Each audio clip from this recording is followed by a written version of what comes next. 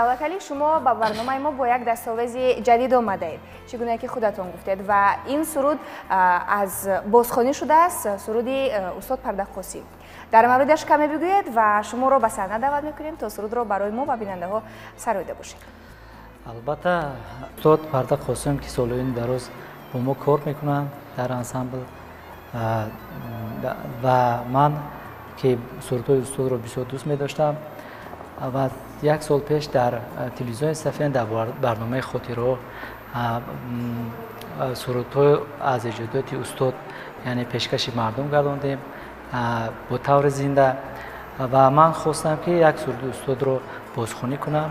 این باشد سرود زلفت بالا زدی، شعر از استاد بازار صابر است، آهنگ خود استاد.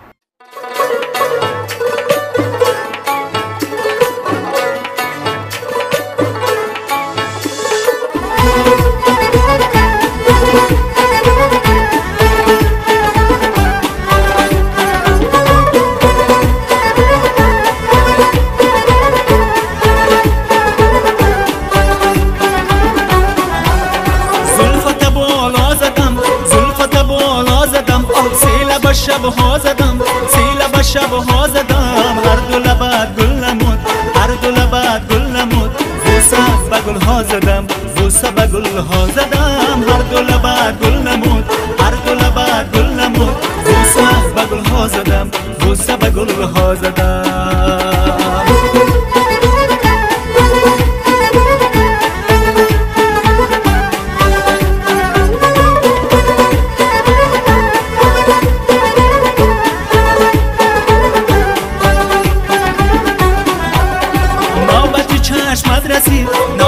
چشمت رسید آب بر لبی من نم رسید، بر لبی من نم رسید، چشمی تو دریا نمود، چشمی تو دریا نمود، بوسه به دریا زدم، بوسه به دریا زدم، چشمی تو دریا نمود، چشمی تو دریا نمود، بوسه به دریا زدم، بوسه به دریا زدم.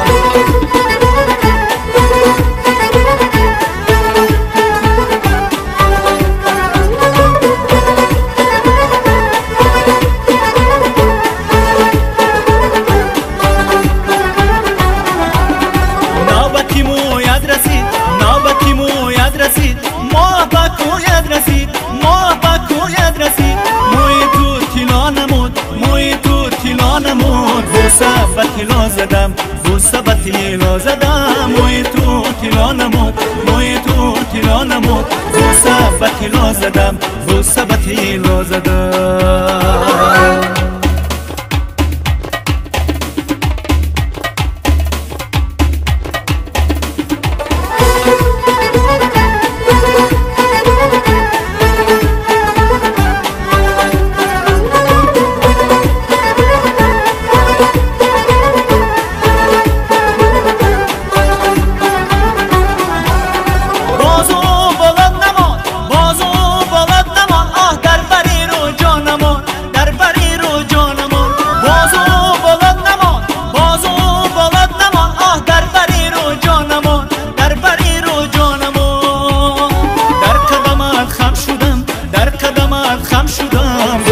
به دنیا زدم، بوسه به دنیا زدم، در قدمت خم شدم، در قدمت خم شدم، بوسه به دنیا زدم، بوسه به دنیا زدم، بوسه به دنیا زدم، بوسه به دنیا زدم.